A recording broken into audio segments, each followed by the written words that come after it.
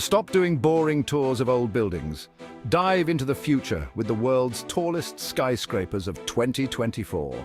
Starting off with the king of all skyscrapers, the Burj Khalifa in Dubai stands at a jaw-dropping 828 meters.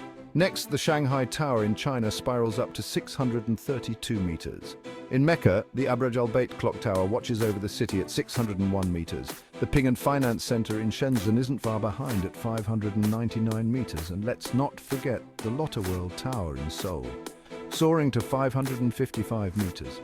Across the ocean, New York City's One World Trade Center stands proud at 541 meters. China is the star player with multiple entries, including the Guangzhou and Tianjin CTF finance centers, both at 530 meters. And there's more under construction, like the Chengdu Greenland Tower at 500 meters.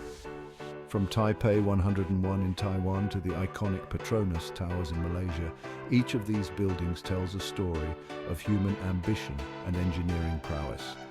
Stay tuned for more architectural wonders because the sky's the limit.